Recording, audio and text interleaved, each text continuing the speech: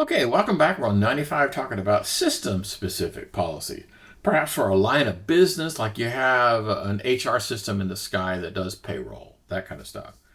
Or it could be like some security hardware, like, how do you configure this firewall and who's allowed to configure it and what kind of reporting is, et cetera, et cetera, et cetera.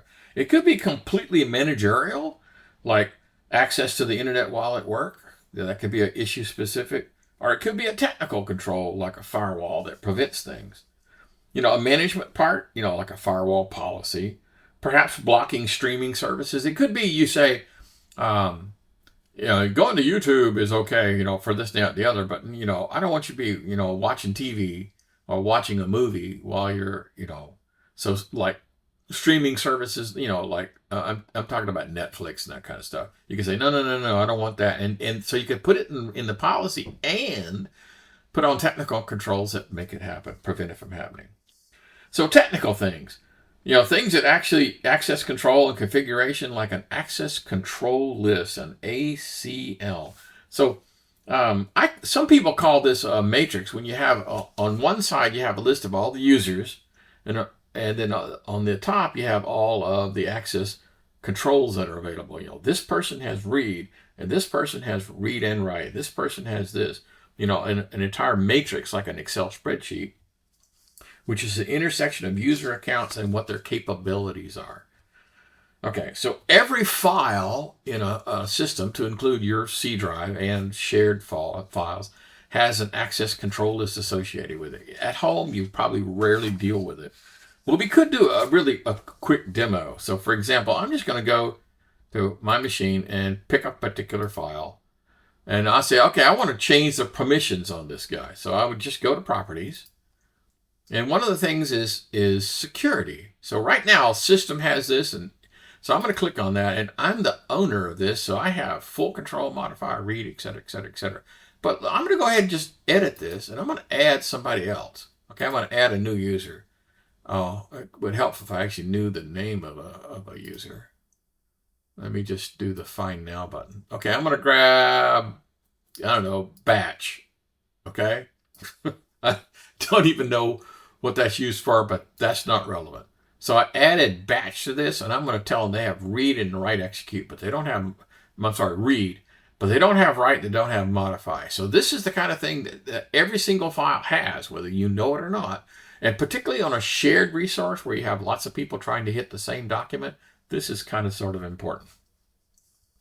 Okay, so the ACLs typically include who, what, okay, and then the allow and deny, because I can go in there. So having it blank is not quite the same as denying read or denying write, but in practical terms, don't use deny. Okay, it just makes things more complicated. So configuration rules, typically like a system-wide policy for group policy objects that's going to set, for example, the minimum password length and complexity rules, that kind of stuff.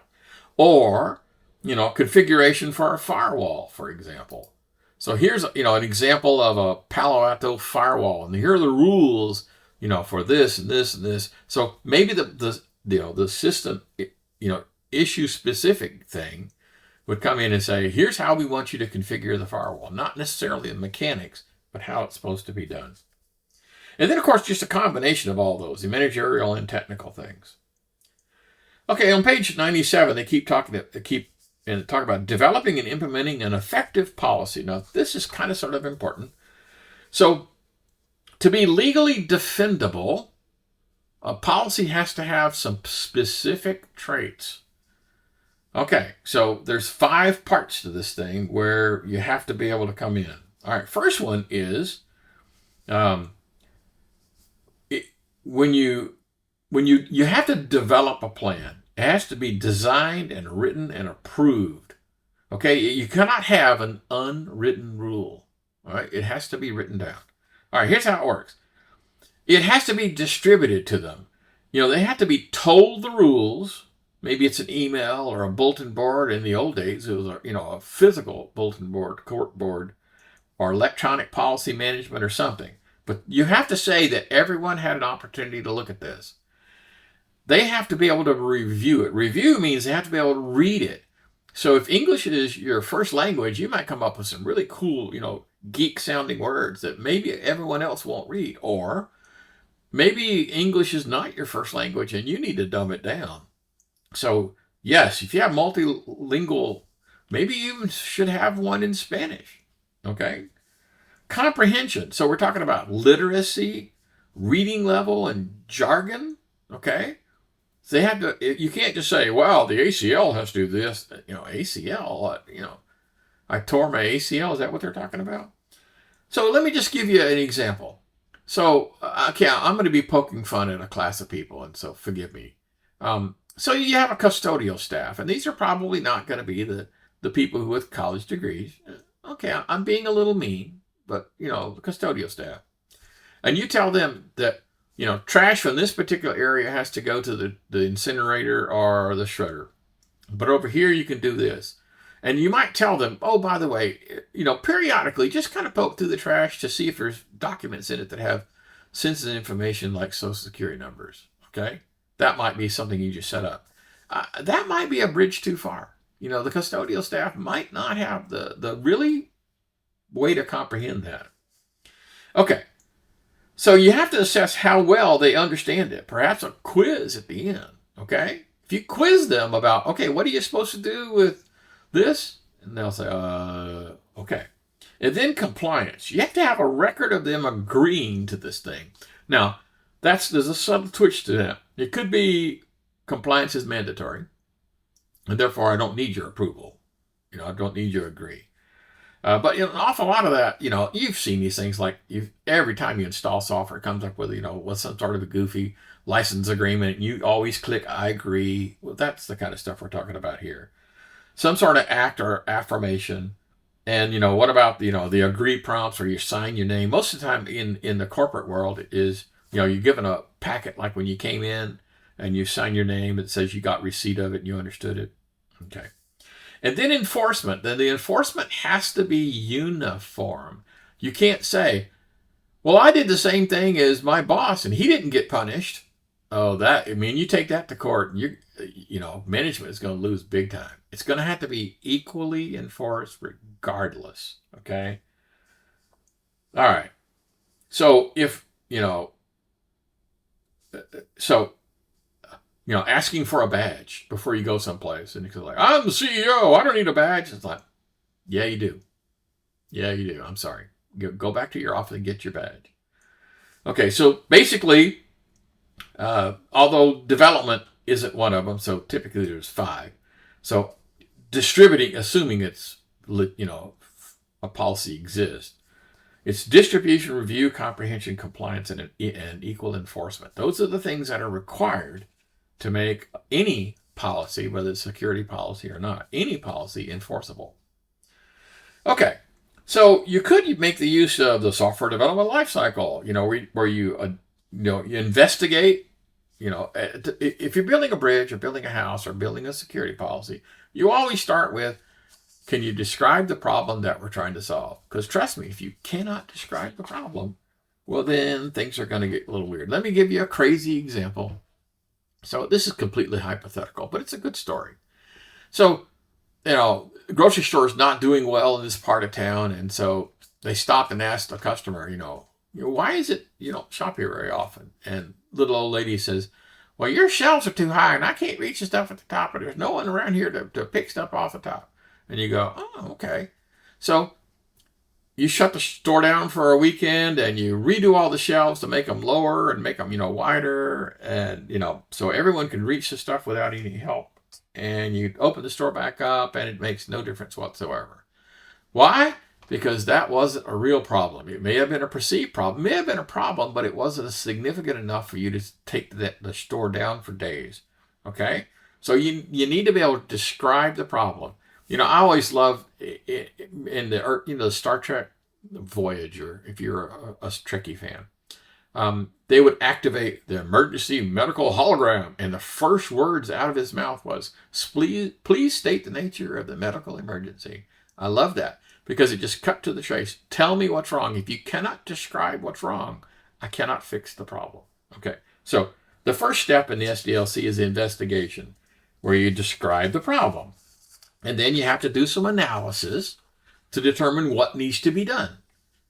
And then, and the analysis might include do nothing or buy something or build something, right? And then you have to design it, which is the buy or build phase.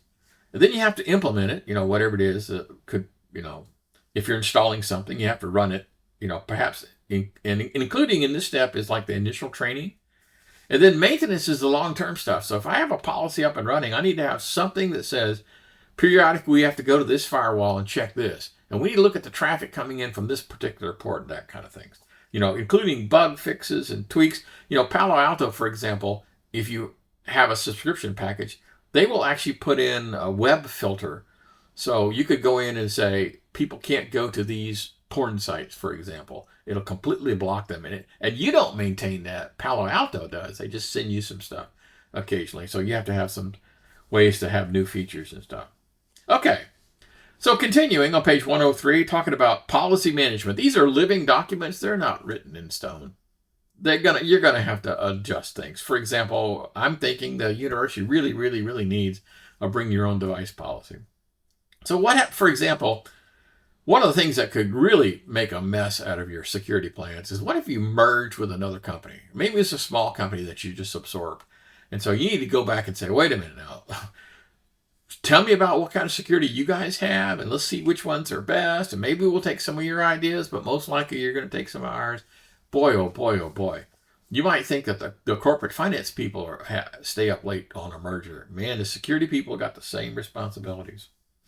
So you need a designation for the responsible manager. Every policy should have an owner, someone who owns the document, and some sort of policy administrator, so to speak. You need to schedule reviews, maybe annually.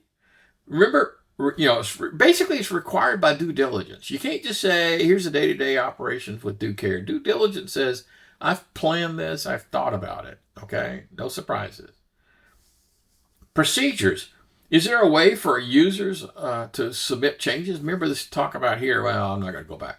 But we talk about users being able to talk to the planners, okay? So is there like an automated way for them to say, I recommend you allow this particular website? I'm teaching a class in, ethics, and I need to be able to go to see some unethical websites. Revision dates. You're going to have like a chain. I would keep revision of every single document. Down at the bottom, maybe Rev 1 did this with the date, and Rev 2 did this. Some sort of annotation that talks about what the changes are. Again, you need to be able to defend yourself in a court case saying, we originally said this, and then we changed it, and then we changed it, and then we changed it. And then some automation tools. There are some really cool document management tools out there for policy. I know it sounds crazy, but yes, software development, security policy tools. If you look that up on the internet, you can find software that will help you write these things, maintain these things, all that stuff. Okay, one of the most important parts in page 104 is security education, training, and awareness. So I keep telling you that the SETA is probably the most important because, ignorance and apathy is going to just eat your lunch. Okay, so the purpose is to reduce incidents of accidental security breaches. Now, it's not going to solve the problem of a disgruntled employee, okay? But we're talking about law-abiding citizens that are working for you. Yes, this is what it's aimed for. It's to improve awareness, make sure they're keenly aware. Develop individual, skills and knowledge. Yep. And then have in-depth security operation. Do this, don't do this. Click on this, don't click on that. Very specific. So here's some ideas. Run a test to see if the employees will click on an email attachment. You might do it yourself, but hey, send it from a home account or something, and then see if they'll click on it. Okay. The first question in a security exam is to reveal some personally identifiable information like your password. That would be a good one. I mentioned we had that at Fort Hood one time. And then other things like, do you let the custodial staff in the server room, to do things, or do you not? Who has access to the server room? That kind of stuff. Okay, we're coming up on the 15 mark again.